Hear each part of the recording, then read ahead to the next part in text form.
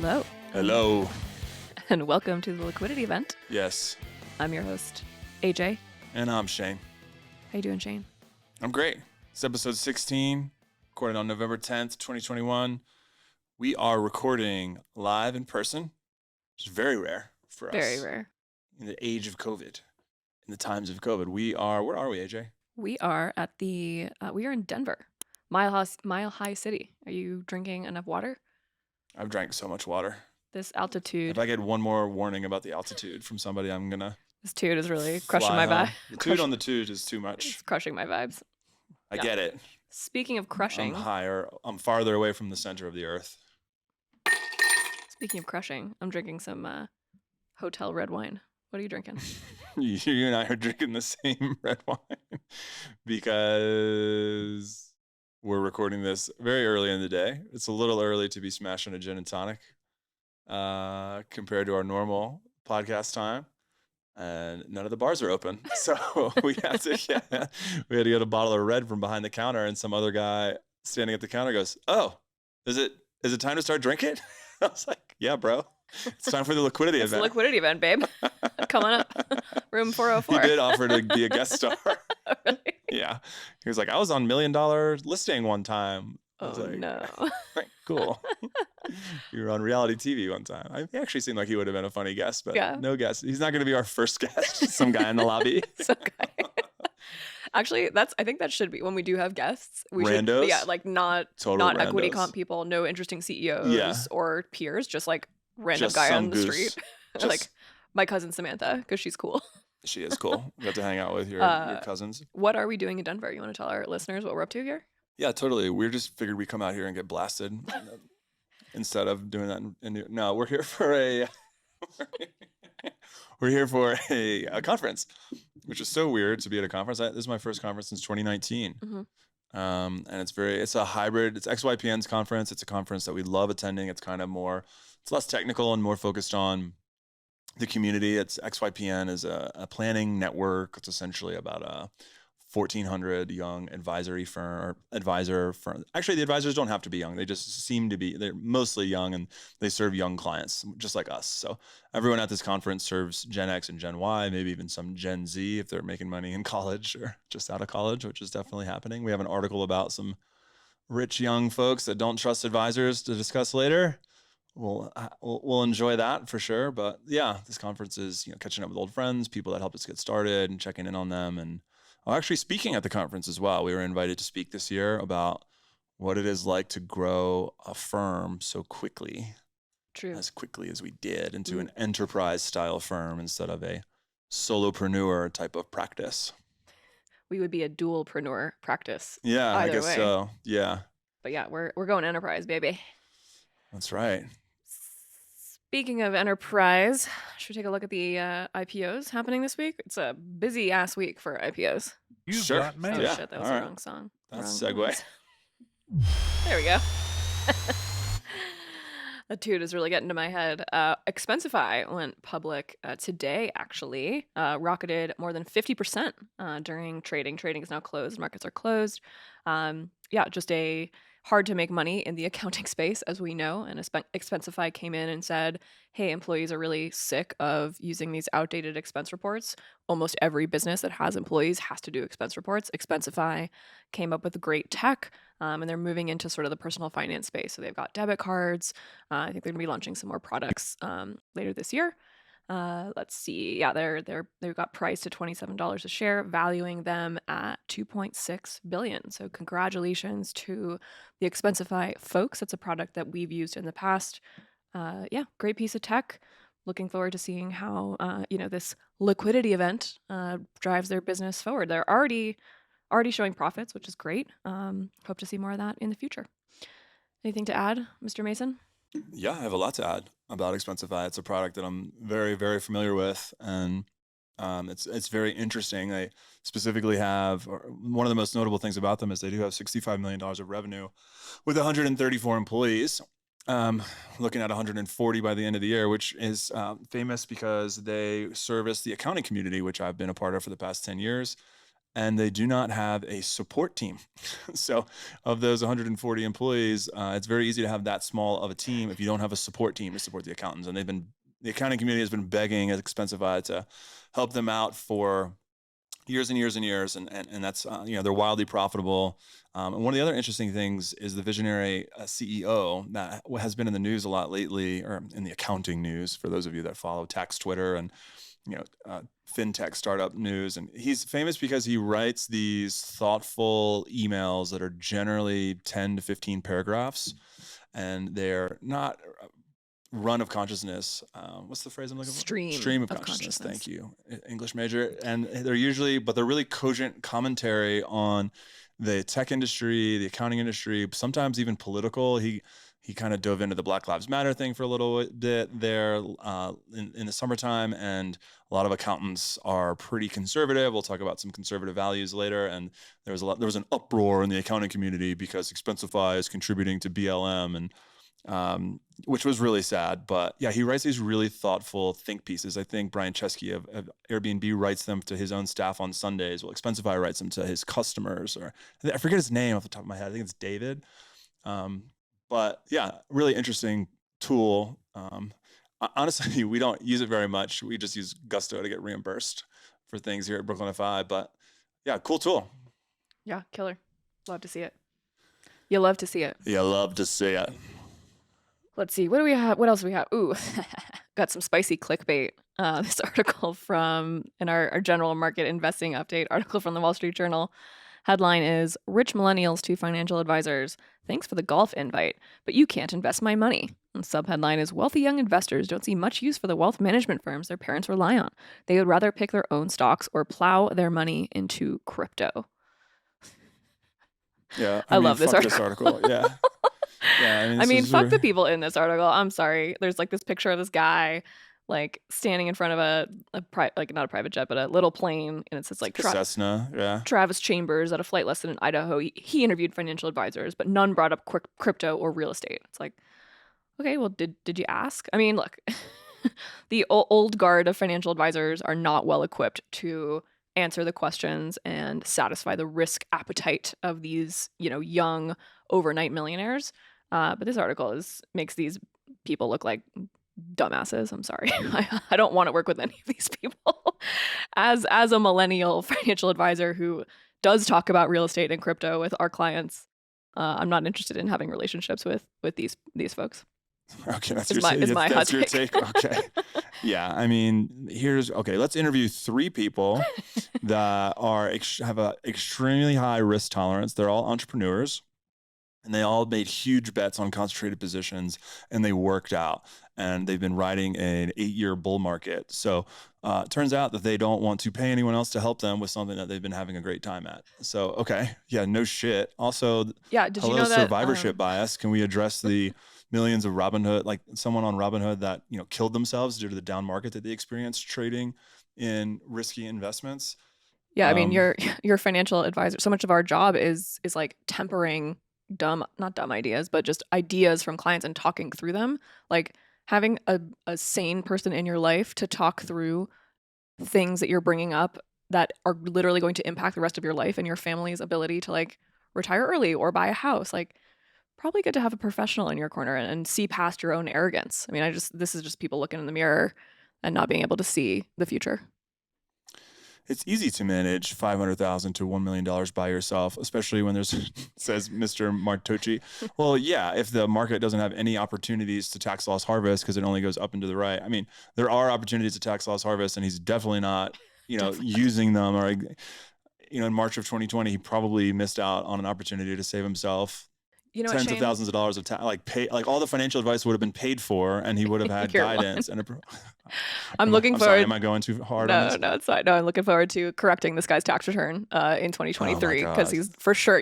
This dude's using TurboTax. Yeah, you think all those crypto trades are showing up on his tax return accurately as well? Yeah, unlikely. Yeah, I love how the only investors that they talk about in this article are Goldman, Bank of America, and Merrill Lynch. Like, okay. Yeah, what 26-year-old wants to work with them? Like the people that caused the Great Recession. Yeah. Yeah. But it would not be interesting for them to interview a firm like ours for this article. So, which is No, fine. it's clickbaity. It's fun. Yeah. Good for you, Journal. I've got an actual article, like meat on the bone from Jason Zweig later on about inflation. I'm excited about talking about. But before we get there, we've got a political article here. We have a new product available in the financial product space that if we sold products, we would have to probably take this one off the shelf. Wait. We have a sound on our soundboard that we've never been able to use, and I'm about to use it. What is it? Load fees. Load fees. Load fees. Does it have load fees? It doesn't have load fees. Okay. Those of you that don't know, we came up with a sound bite 2 years ago that we've been excited to use, and 16 episodes in, we have not been able to use the load fees. We thought we would be dunking on shitty mutual funds like the majority of the time on this podcast. Instead, we're going to dunk on this shitty ETF. It's called the conservative ETF, the American conservative. I mean, it's not. If it's your cup of tea, then it's your cup of tea. It's what we're going to talk about here. We're not going to get super political, but it is interesting that ETFs are available that can focus on very specific political agendas. For those of you that don't know what an ETF is, it's a basket of stocks that a manager picks, and they say, all right, of the 3,000 stocks available, we're going to focus on these 100, 150. So if you invest in my ETF, which is one investment, you get exposed to these 100 or 150 underlying investments. It's one of the great innovations within the financial services market. Since ever, State Street invented them, those spider funds or spider ETFs. You might have seen ads for those. Those were invented, I think, in the late 90s. This is one of them, and it's called the American Conservative Values ETF, and it focuses on American conservative values. If you go to the website, there's literally a giant fucking bald eagle, and there's a giant American flag. Don't know why that's relevant. Yeah, why? First of all, counterpoint. Bald eagles, endangered species, which is definitely a liberal agenda, is protecting species on our planet. So this is actually pretty hypocritical. Are we going to poke holes in an eagle? Okay, so. But yeah, the tagline is "Stop supporting liberal agenda." I mean, if that's your politics, that's cool. Every party in America is big government. So there's a subsection on the website called "Don't Tread on Me," which I love. If you click there, I got a lovely little quote here for you. As a longtime passionate conservative and professional investor, I've often been frustrated watching major corporations support causes that are antithetical to my conservative ideals, beliefs, and values. Now, he's anti-gun. He's religious liberty. He thinks that there's a war on Christianity. So any corporation that is funding religion, and this is all in the eye of the beholder, right? So he literally scans for companies that irk him and his conservative ideals, and they are not allowed in his ETF. And look, this is 0.0001% of probably investable assets are in this ETF, but it does exist. And it's kind of an interesting segue, because we do have a tech company here at the conference that is kind of allows you to find ETFs of this nature, but whatever you're into, they can build these. It doesn't have to be conservatism. It can be whatever that means. It can be women on the board of directors. It can be, anti-fossil fuel consumption. It can be gun control. It can be any of these things. There's a really cool tool called Your Stake that we're thinking about rolling out to our clients as we continue to receive requests for probably not that many conservative value ETFs. No. Actually, zero so far. Our clients kind of self-select and they see that coming. But they do have requests for specific exclusions or lenses. They'd like to say how to look at a portfolio. Well, yeah, it's, if you have a successful exit from your company, you've got a lot of money. You want to make sure that those dollars are invested in companies that align with your values. So if your values are to, reduce, save the planet, like let's invest in companies. Let's make sure that our money is going to is being used to promote those values. So yeah, you mentioned like having diversity on the board, whether that's women or people of color, or sexual orientation diversity. Mm-hmm. It's a really cool tool where you can actually you can select like, hey, these are the things I want to invest in. I want to put more of my money in companies that care about the same things I do. Yeah, really rad founder that we got to talk to. He was like, oh yeah, at my company, my background's climate change, and I got my company's endowment to divest from fossil fuels. College, like, oh really? Yeah. What college did you go to? He's like, Yale. Never heard of it. Oh, right. So it's a $40 billion investment fund that divested from fossil fuels. It actually had a material impact on the value of some stocks that, he didn't agree with their. It's a great origin story. So we're just wanted to put that out there as, something that we might be exploring as a tool to roll out to our clients. Speaking of divesting, last week, Where's this going? Celebrities and billionaires. Oh, right. Elon Musk used a Twitter poll mandatory divestment to determine the future of 10% of his Tesla shares. So he threw up a Twitter poll, said, should I sell 10% of my Tesla stock? What he didn't say is that he has some of his options expiring, so he will, in order to not lose those shares, will have to exercise and likely sell them this Q4. So this was sort of a farce. I think this is a scam. You said this wasn't a scam. I think this is definitely a scam candidate. What is the benefit that who got scammed, and what's the benefit to him? The people who got scammed are, just the general public who think that this matters. Like, he's just a master. I mean, he's like Trump. He's a master of public message and attracting attention. Yeah. Okay, so that's a problem. It's a scam because this was nothing. This was just a flash in the pan. As you would say, all sizzle, no steak. Speaking of steak, I had a great steak for lunch today. I ate a 20. That's why we're a bit lethargic. 20 ounce. It's recording. A 20 ounce ribeye, and now I'm literally asleep. This is all a dream. You need to sell 10% of your stomach.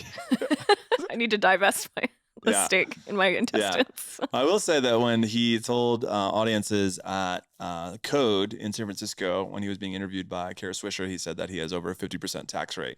And there were a lot of pundits that are like, no, he doesn't. He does not have a 50%. Yes, he does. Yeah, he does. He for sure does. He sure fucking does. I think at some point, since he's in the news so often and we talk about him so much, you're going to have to take an anti-Elon stance, and I'm going to have to take a pro-Elon stance. Oh, I have an anti-Elon stance. You have? I know. That's what I'm saying. Oh, I see. Yeah, so it'll be easy for you because you're already there. I'm already there. Yeah. So speaking of electric car manufacturers, do you have a Rivian update for us? Sure do. Rivian went public. Today is Wednesday. We're recording. Had a fabulous public debut. The stock opened at $106 per share, blowing past the offering price of $78, rose as high as $120. So congratulations to my CEO crush of 3 episodes ago, RJ Scaringe, and all of the almost more than 6,000 Rivian employees.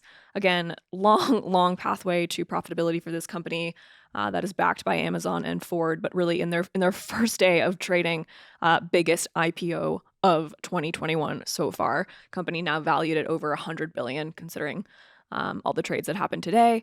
Looking forward to seeing my first. What do they call it? The RS1. It's one of the makes of the Rivian like SUV looking thing. When you said RS1 earlier, I thought you were talking about the S1 like stock listing. I was like, what's the RS1? I missed something. Yeah. You didn't pay attention in equity comp school. Yeah, I think it's the RS1, and then the TS1 is the pickup truck. But yeah, a lot of words being. The word mammoth was thrown around in a few articles, but yeah, huge. Why mammoth? Size of the IPO? Size of the IPO. Yeah, huge. Oh. I mean, biggest one so far this year. I mean, what was the most? I mean, how much money did they raise? I don't know. $100 a share. How many shares went out?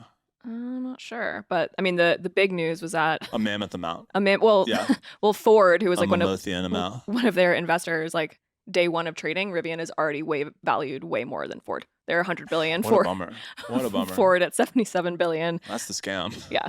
That's the scam of the week, in my opinion. But still, still trailing Tesla. Trailing Tesla. $1 trillion valuation. Yeah. So I mean, if there's margins in the company, margins create valuation. So if there's no margins at Ford or some of the legacy manufacturers, that's why valuations, not the only reason, but one of the major reasons that valuations are going to inflate higher than some legacy. They just know how to create value. Yeah. Yeah.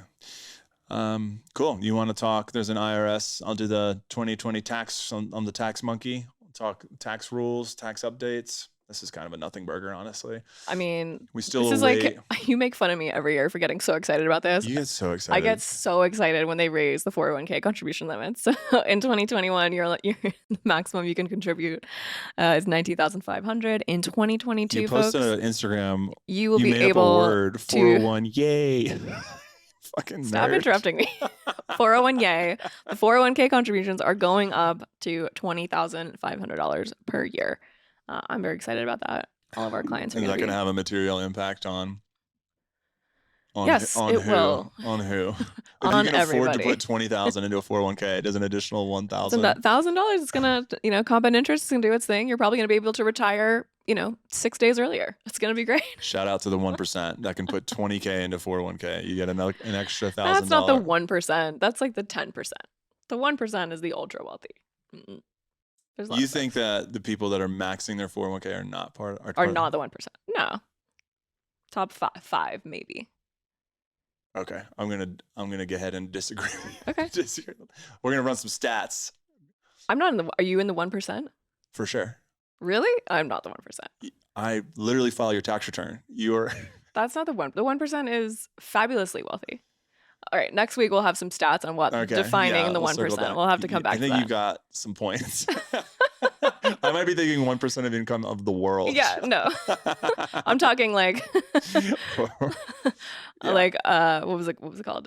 Occupy Wall Street. Like that's the 1% that we're protesting against. Like, You're talking about the thematic. yeah, the 1%. Okay, gotcha. The other article, Forbes always releases. The IRS is required every year to adjust their standard deduction, the amount of the 401k contribution, IRA contribution, tax bracket sizes. All those updates usually come out in November. We got our update, the IRS revenue regulation, whatever, but it was publicized in Forbes. This doesn't really have a material impact on anyone listening, but these are all the numbers that will show up on your tax return for next year. Everything is indexed for inflation. Your whole tax return is one of the things that keeps it complicated, keeps us employed. But yeah, so inflation is the last article that we have today that did not get posted in the G Sheet, unfortunately. So I think I'll be commenting on this one alone. Oh, go for it. I just want to say one more thing about the tax rates changing is, it is November 10th, and this is the IRS has just released their 2022 tax rates. Right now, Lovely. The largest, not the largest, but massive tax reform is literally sitting in Congress right now. And it is just so unfair to the American taxpayer to say there are basically 6 weeks left in the year and we might majorly change the tax code. So sorry if you were doing any planning for your right. Your financial health. Like, fuck you. Mm-hmm. Like, get your shit together. Tell us what's going on. Like, we're financial advisors. We're checking this every day. We're talking to our team, our financial planning team. We're poring over these laws, like trying to figure out what's going to happen. IRS comes out and says, these are the brackets, which we just know are going to change. So I'm I don't know. That my hot take is I'm just disappointed in the government. You want to talk about inflation? Yeah. Inflation is on people's minds. There's a great article from Jason Zweig from the Wall Street Journal in his Intelligent Investor column, which has been a great column for many years. He's got some great books as well that helped us when we were first getting into the industry years and years ago. But he's got this article called Deflating Your Inflation Fears, which is something that we're doing a lot these days.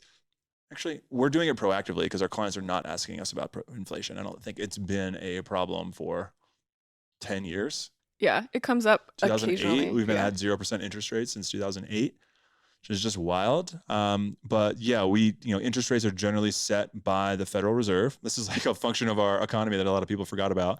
Inflation is, interest rates are used by the Federal Reserve to battle inflation. They raise inflation rates when inflation rears its head to drive, to machinate the macroeconomy. Okay.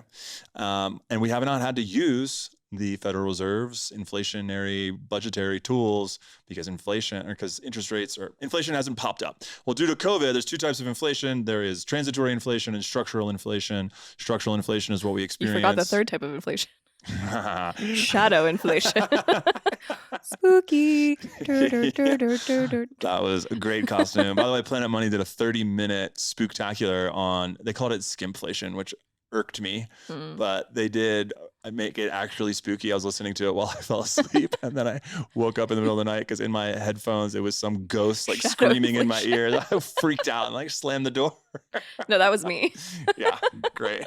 Love sleeping in a foreign city and have ghosts in my ears. Anyway, yeah. Well, I mean, inflation is real this year. Year over year, it has popped up. It should be short term, according to what the economists say. The article also mentions that economists are terrible at forecasting inflation. Really hard to forecast anything in the economy, including stock markets and prices and individual stocks. I don't remember where we saw individual stocks being hawked. I think it was in the millennials article. It was like, if your financial advisor is hawking individual stocks anyway, then they fucking suck. That's what Goldman and Merrill like try to pick stocks, and it's just a losing battle. Economists at the Federal Reserve can't predict inflation. What makes you think that Jimmy in Boston's Goldman office can tell you the price of Apple in 14 months? They have no idea, but it's easy listening and clickbaity. Anyway, so circling back to inflation, one of the cool takeaways is that there has been a 5.5% increase in the prices of things, generally caused by something we talked about in a previous episode, the supply chain. Since supplies have not been able to come over across the ocean, there are less things to buy, less supply with the same amount of demand. That drives up prices. That's economics 101. This is transitory inflation that should go away. With that said, there has been a 5.5% increase in the prices of items that you're purchasing. So I hope my employees aren't listening, but if you don't get a 5% raise this year, you have effectively taking a pay cut of 5%, since things cost 5% more. So keep that in mind when you're negotiating your salary or your starting offer at your next job. Yeah. Remember from like Economics 101, like the guns and butter I'm analogy? joking. I hope my employees are listening and they're all getting at least 5% raise. I roll from AJ. What am I going to do with this guy, you guys? Sorry, I cut you off again. What Do you were you remember the guns and butter analogy to like explain like supply and demand and like macroeconomics 101? No, just me. Well, guns and butter was more, I thought that was more of like the government has to decide what to spend money on. Oh, yeah, I don't know. I wasn't Attacking paying attention. or That was supply. 15 years ago. Never mind. That's fine. Go ahead. What were you doing? What else you got? No, that was it. That was it? I just remember guns Just and circling butter. back to guns and butter? That was all I remember of Yeah. my financial education. Yeah, that's fun. It's that liberal arts school. No, that was at education. Beverly Hills High School. That was high Oh, school. yeah? Oh, good for you. They taught economics in high school? Yeah. Yeah, I got out at noon at my high school, so we didn't make it there. Oh my God, I would have hated you so much in high school. I mean, I hate you now. No, I was but... I was the nice kid, and I was the kid in AP English that was on the football team. I was fine. Cute. Except I bullied everyone. Yeah. No. All right, you got a no-brainer this week, AJ? I do. Never stay at the conference hotel is my no-brainer of the week. When you're traveling for work, at the end of the day, you just kind of want to, I like to put my head down. You know, if I'm going to the gym in the morning, I don't want to run into a million people and make small talk. Like I love conferences. I'm an extrovert, hanging out, meeting people. At the end of the day, want my space. Don't want to have to make, don't want to have unnecessary extra conversations. And usually the conference hotel is too busy. So I like to stay at a little boutique down the road. You are occasionally introverted, which always surprises me because you seem to have a bottomless well of energy for people that ask you for things. Which makes you a great advisor. Was that a compliment? I think there was like a compliment buried under three. You're so mad at me when I compliment. Like just because they're okay. That's another episode. Don't forget a previous scam of the week, or no-brainer of the week, which was our 100 words of affirmation available on the internet for those that are trying to practice saying nice things about other people. It's available out there. Highly recommend. My actually no-brainer of the week, I'm going to piggyback off of you, and that is for anyone that is an employee and not a business owner to ask their boss to go to conferences that are relevant to their industry. Not only does that show how much you care, if you really do care and you show up at that conference, you're going to learn so much. You're going to interact with your peers and business owners and people that are super interested and are going to nerd out about your industry. And you're going to come back so much better. Conferences, I forgot how important they are to staying on top of the industry, stepping out of your day-to-day work and really taking a step back and taking a bird's eye view of what really matters from a strategic level. And you can, if you're a business owner, it's cool. If you're an employee, you can take some of those ideas back to your boss and blow their mind by how much you care. Thank you, Shane. That was a really great no-brainer. Okay, moving on. I appreciate you every day. You know, okay. AJ, I don't need affirmation. AJ, CEO crush. Who you got? This is a good one. Whitney Wolf Herd, who is the CEO of Bumble. Bumble went public earlier this year. She's worth, over $1 billion. My favorite thing about Whitney Wolf Herd is, I mean, she's super young. She's younger than me. She's 32. She was ringing the opening bell with baby on her hip. Just really a role model for female founders, entrepreneurs. Had a bad time at her previous startup. Started her own thing, Bumble. Women forward. That's Tinder for those that are unfamiliar. Unfamiliar with that drama. Just a shining beacon for non-white dudes. Sorry. Mm-hmm. Shout out Whitney Wolf Herd. You are my CEO crush of the week, and that's the show, folks. You love to see it. Email us at the liquidity event at brooklynfi.com. Leave us a voicemail. We'll play it on the air. That's podinbox.com/liquidity event. Show notes, brooklynfi.com/episode 16. It's been real. Thank you, Denver, for having the liquidity event hosts in your beautiful, tude-filled city. See ya. Bye.